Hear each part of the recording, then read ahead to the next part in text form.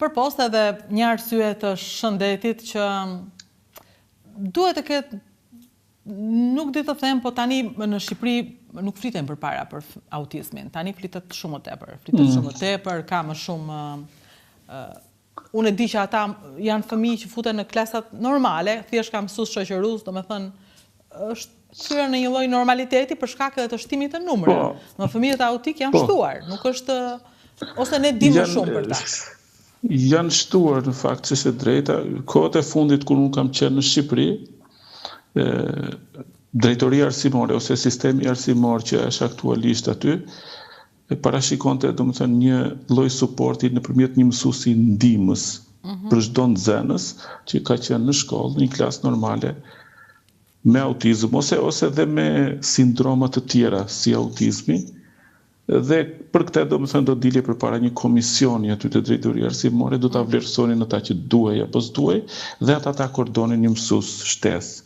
Okej, në parim gjë e mirë, por fëmijët me autizëm kanë më shumë nevojë për një program enkas të përshtatur për sindromën e tyre, sepse ata s'mund të ecin dot normalisht me fëmijët e tjerë në matematikë, në fizikë, në të gjitha lëndët e tjera. Kështu që praktikisht ajo që ndryshon ndërmjet një shkolle speciale, që është enkas të e përshtatur për fëmijët me sindroma të tilla, dhe një shkollë me program normal, është saktësisht kjo. Ata i përgjigjen nevojave që kanë fëmijët me autizëm. Dhe kjo e bën të efektshme, si thua, trajtimin ose shkollimin e tyre. Bën që ata hap pas hapit fitojnë atë lloj pavarësie për jetën e tyre. Kuptoj. Shumë gjëra i fillon t'i bëj vetë, domethënë kupton, aktualisht ai përsërit shumë fjalë që i dëgjon aty në shkollë. Kjo është ndryshimi, domethënë. Ky është modeli që aplikohet këtu. Ata thjesht kanë një program të përshtatur për nevojat e fëmijëve me autizëm. Nuk përpiqen t'i mësojnë, supozojmë, matematikën me do e mos, kur ai nuk pranon fare në atë, por i mësojnë ato lëndë që ai ka prirë dhe ka dëshirë të aktivizohet. Dhe hap pas hapi duke shtuar programin, duke pasuruar, derisa ata të fitojnë një shkallë pavarësie të tillë, domethënë që mos të jenë më në një farë mënyrë barë për familjen ose të kenë diçka, domethënë që të mund të bëjnë vetë. Në vitet në vazhdim, sipas informacionit që kam unë këtu, programi i shkollës është i bashkangjitet disa qendrave që janë enkas që aktivizojnë për punë të përditshme fëmijët me sindroma të ndryshme. Dhe në ato qendra ka vetëm fëmijë, adoleshentë të punësuar, domethënë që bëjnë një lloj pune që ata e kanë si aktivitet të përditshëm. Domethënë që në një farë mënyrë nuk është çështja më shumë që ata të paguhen për një lloj pune, jo absolutisht, por është çështja që ata të fitojnë sa më shumë pavarësi për veten e tyre, të mësojnë sa më shumë gjëra për vetë. Sa interesant. Edhe këto vinë shkallë pas shkalle. Jo shumë larg prej këtej, nga këtu ku banoj unë, domethënë, është një qendër e tillë për cilën unë jam interesuar, por besoj se do duhet edhe pak kohë, ndoshta 2-3 vjet, që dhe i mbirë të shkoj atje, domethënë, pse jo të punoj diçka, domethënë atje janë disa zanate, bën punime me dru, bën si thua gjëra të nivelit të thjesht në parim, por që fëmijë të tillë, domethënë që aktivizohen dhe fitojnë një lloj pavarësie, jo thjesht ekonomike, po pavarësi në kuptimin që s'duan dikë për suport të vazhdueshëm. Edhe fillojnë përshtaten me një jetë, domethënë me një jetë autonome për veten e tyre. Kjo është ajo që i jep avantazhin, domethënë, vendeve që kanë programe të tilla. Dhe për fat mirë, Norvegjia është një nga këto vende që ka aplikon këto programe. Kuptohet që vetëm si thua, vetëm komuna ose sistemi arsimor special shtetësor mund të suportojë këto. Nuk mund të bëhen dot privatisht, për arsye se kanë kosto shumë dhe askush mund t'i përballojë dot. Është shteti që suporton. Norvegjia është shtet social? Është si të duket? Padyshim. Padyshim që është shtet social, domethënë. Po Shqipëria çfarë shteti është? Nuk ta them do të sakt me një fjalë, domethënë, por ka shumë ndryshim, sepse në Shqipëri më kujtohet ajo fjala e fanolit që thot zotrojnë ato, si tu është, kontradita të mëdha, që më shumë ka bujq, ka dhe bejler, por beu punon më shumë se sa bujku dhe bujku kërkon të bëhet më shumë be se sa beu. Do më thënë ato... Do më thënë në një farë mënyre, do më në Shqipëri mbizotron një lloj, si të është një lloj rrëmuje organizimi. Unë kam punuar për shumë vite në Shqipëri, kam qenë pjesë e sistemit energjetik dhe mund të flas do më thënë me shumë kompetencë se çfarë keq administrimi bëhet. Dhe një nga arsyet do më thënë që unë doja të komunikoja me ju është pikërisht sepse ajo që ndikon më shumë në ekonominë e një vendi sipas këndvështrimit tim, do më thënë, dhe që mund të ndërpresi këtë lloj zbrazje të vendit nga moshat e reja, është ekonomia e një vendi, patjetër. Por ekonomia e një vendi nuk kuptohet asnjëherë në termat pagë lartë, rrogë lartë, shpenzime të larta. Jo, absolutisht jo. Për mua, unë e shikoj, si tu e shikoj teknikisht çfarë është ekonomia. Mund të jap një statistikë. Unë kam bërë, prej disa muajsh, kam bërë një studim. Po? Këtë është një përmbledhje, janë vetëm 2 kapitujt e parë, edhe kam titulluar Energjia, burimet energjetike dhe pavarësia energjetike. Aktualisht ku konsiston i gjithë studimi im, unë kam bërë një skaner të gjithë situatës energjetike, me statistikat në nivelit ndërkombëtar, në lidhje me energjinë. Ajo që dikton ekonominë e një vendi dhe faktori që përbën, si thua, që lëviz motorin e ekonomisë, padyshim që është energjia dhe krahu i punës. Do më thënë janë njerëzit që punojnë, pjesa aktive e shoqërisë, dhe energjia. Çdo të thot energji, dhe pse fuqia punëtore është ekonomi për një vend. Energji, nëse do të bëjmë një search, kuptimi i fjalës energji që vjen nga greqishtja e lashtë, përkthehet si the ability to do work, aftësia për të kryer punë. Kjo është energjia. Energjia ekziston në shumë lloj formash. Unë aktualisht jam i përqendruar në trajtën energji elektrike, elektricitet, sepse është forma nga më të përdorshmet.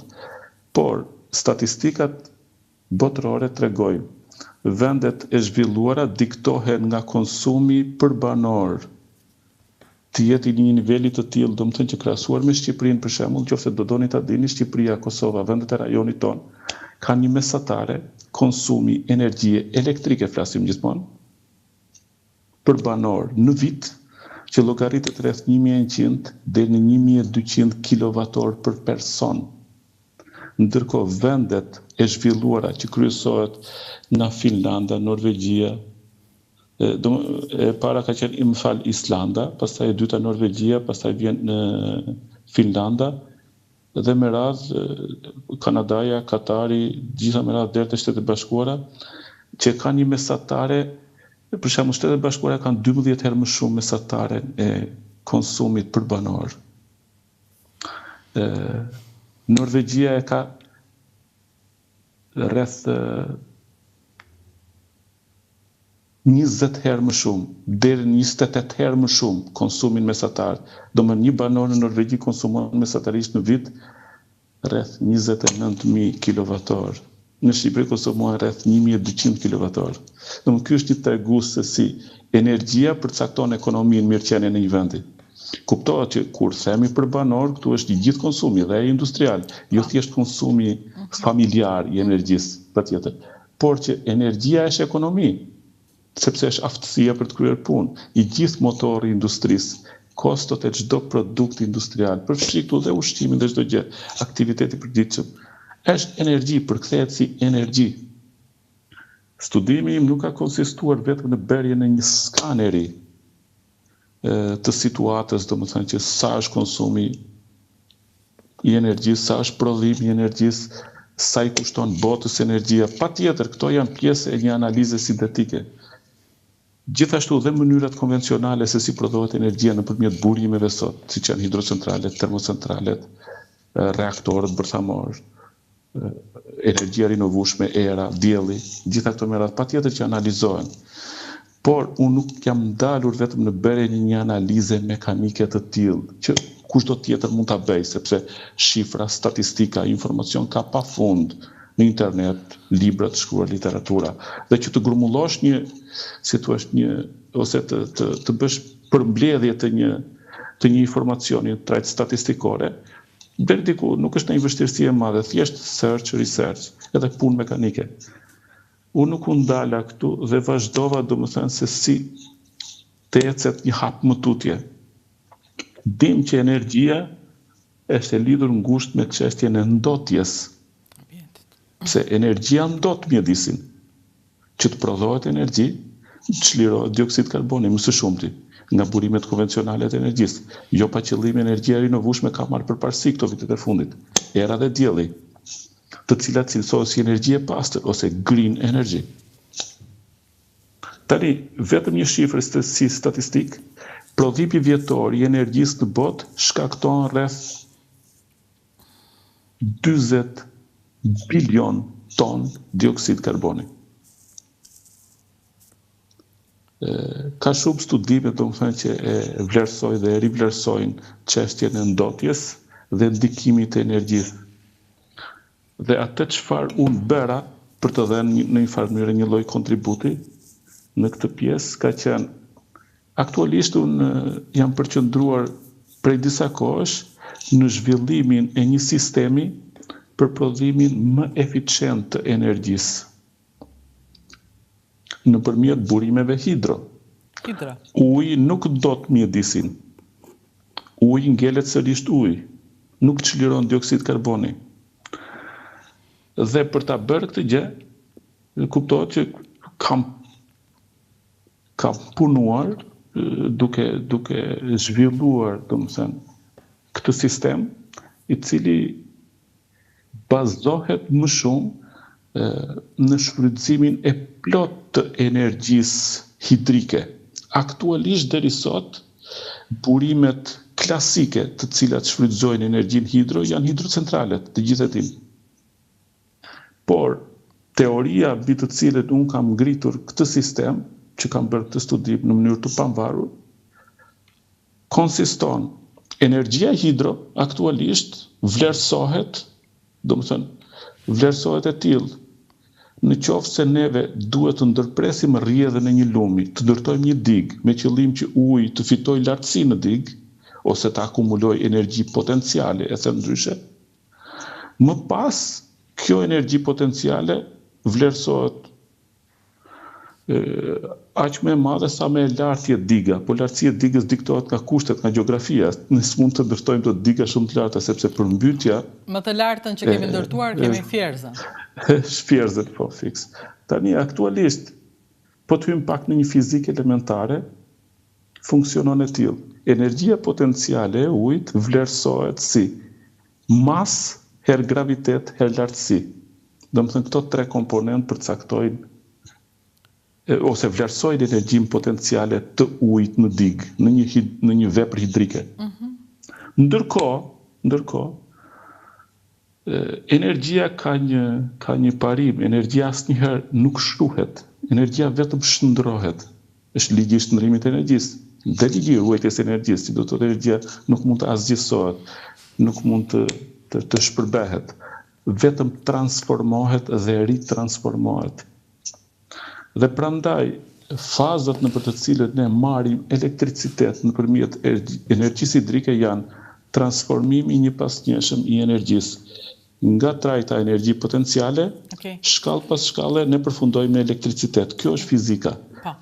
Por, sistemi im bazohet në këtë, që këtu po hym çik në detaje, domethënë jashtë, po mundon të flas në detaje se unë nuk të kuptoj. Ti mund të hysh, po unë të kuptoj. Dhe e mira është mos e trajtojmë sikur unë jam nxënësja e mësuesi, po vetëm ti më thuaj cili është propozimi juaj, për kë e keni, më mirë. Propozimi im është i tillë që Nëpërmjet një sistemi që unë kam zhvilluar, është e mundur që eficienca e prodhimit të energjisë elektrike në hidrocentrale të rritet ndjeshëm, saqë indeksi i fuqisë të dalje të shkojë deri në nivelin teorikisht deri në 2. E keni prezantuar dikujt këtë projekt tuaj? Unë aktualisht do të thënë kam kërkuar këtu në Norvegji për ta prezantuar pranë Universitetit të Oslos dhe Parkut të Shkencës në Oslo, me të cilët kam bërë një komunikim jo më larg se sa dje. Kam qenë atje për të bërë një prezantim dhe për të nisur ndërtimin e një modeli laboratorik për këtë gjë. Sepse deri tani është vetëm një studim. E kuptoj, në Oslo, për ta bërë këtë gjë në Oslo. Në Oslo, për ta bërë këtë gjë në Oslo. Pra, nuk është një projekt për Shqipërinë, apo më pas? Dhe normalisht, jo, është një projekt që mund të shtrihet gjithandej. Dhe normalisht, domethënë, atë çfarë më shten aty është që unë duhet të aplikoj, dhe aktualisht kam aplikuar tek një agjenci që quhet Inovacion Norge, e cila trajton të gjithë idetë e reja inovative, duke i vlerësuar paraprakisht në mënyrë që të mund të akordojë një grant financimi, në mënyrë që ekipi që duhet merret me ndërtimin e këtij modeli të ketë mundësitë për ta ndërtuar në trajte eksperimentale dhe pastaj më vonë shkallë pas shkalle. Po, kjo ndodh mbasi ata e marrin parasysh, e quajnë të arsyeshëm propozimin. Pikërisht, sepse duhet të kalojë në një fazë vlerësimi. Po mos nuk duhet të flasësh para kohë, ndoshta mos ke merak që duke publikuar idenë tënde dikush ta përdor, apo Ska se si të përdori, se ti ke bërë llogaritje. Ska se si të përdoret, sepse duhet bësh gjitha të punë llogaritse, domethënë e para. Domethënë, kështu që avantazhi i kësaj është që kjo mund të aplikohet domethënë kudo. Shqipëria është një vend që ka më së shumti burime hidrike dhe nëse aplikohet, atëherë automatikisht kjo ndikon dhe në ekonominë e vendit. Padyshim po. Si thua në Shqipëri, situata energjetike është e tillë, domethënë që pavarësisht burimeve që vendi zotron, prapë ngelet në shumë kohë, sidomos me ndryshimet klimaterike, çështjet meteorologjike, rreshjet, jo thjesht përdorohet, po ngelemi deficitar në prodhimin e energjisë, që do të thotë varemi nga tregu i importit. Gjë që nuk është normale me aq shumë burime sa kemi. Me aq shumë burime, nëse do duhet administruar në një formë tjetër, duke aplikuar, domethënë, dhe metoda inovative, padyshim që fiton në kuptimin e plot fjalës një lloj pavarësie energjetike nga tregu i importit. Ti kur ishe duke punuar këtë gjë? Benefit. Ndjes. Kur ishe duke punuar për këtë gjë, mendoje për ujërat në Shqipëri apo mendoje që çfarë kudo qoftë kjo ide, let vej let përdoret? Kudo qoftë, domethënë, kjo ide mund të shfrytëzohet, padyshim, sepse përderisa është në benefit të atyre që kanë ujë dhe sidomos në një kohë që sidomos në një kohë, domethënë, ku si thua, ndryshimet klimaterike po sjellin një gjë të tillë, një çrregullim në këtë lloj planifikimi. Të gjithë veprat hidrike që janë ndërtuar kanë në një mënyrë kanë një planifikim për rreshjet mesatare vjetore. Dhe ndryshimet e klimës bëjnë këtë gjë që të dalësh i ekspozuar, domethënë ndaj thatësirat e gjata për shembull, sidomos në Shqipëri këto vite e fundit është parë që niveli i liqeneve në kaskadën e Drinit ka rënë ndjeshëm disa herë. Dhe kjo ekspozon vendin sepse kur je i varur plotësisht nga burimet ujore për prodhimin e energjie, automatikisht kjo ka qenë arsyeja pse këto vitet e fundit ka marrë përparësi energji rinovueshme, aplikimi i paneleve diellor dhe deri diku dhe energji e erës, po jo shumë në Shqipëri, po në vendet e tjera të Evropës ka shumë investime në turbina ere. Në Norvegji ka shumë. Në Norvegji ka shumë burime hidrike, ka investime në panele diellore, padyshim, dhe në turbina ere. Kryesisht në det hapur, sepse atje është era më e qëndrueshme, ndryshimi i një turbine ere për shembull në tokë me një turbinë ere në det është 1:2, domethënë nëse eficienca mesatare e një turbine në tokë ka rreth 30-33%, në det ka rreth deri 65-66%, sepse era është më e qëndrueshme. Flasim të fuqisë instaluar të turbinës në vit. Ne ende s'kemi filluar në det, ne jemi ende në tokë. Tek era është që akoma mbrapa Shqipëria, por tek panelet diellor, me sa kam unë informacion, do më thënë ka ecur goxha para. Por disavantazhi I energjisë së rinovueshme sot, era dhe dielli, është sepse nuk kanë mundësi rezervimi të energjisë. Do të thotë, aktiviteti ynë I përditshëm ose në familje nuk mund të varet dot që ne mund të gatuajmë tani sepse tani ka diell edhe prodhohet elektricitet. Ne duam non-stop elektricitet në shtëpi. Kjo është. Kështu që normalisht mungesa e rezervimit që kanë për karakteristik burimet e rinovueshme të energjisë siç është era dhe dielli është disavantazhi I tyre kryesor. Por që energjia është Kështu që duhet marrë nga burimet klasike më e madhja, më e mundshme. Kështu që normalisht do të thënë kjo është arsye pse I jep kaq shumë rëndësi energjia, pse I jep kaq shumë rëndësi do të thënë investimeve në këtë drejtim. Dhe normalisht shfrytëzimi hidro sipas modelit që unë e propozoj, krijon një pavarësi të një niveli jashtëzakonisht shumë të lartë krahasuar me nivelin aktual. Sepse fiton një lloj autonomie do të thënë mjaft lartë.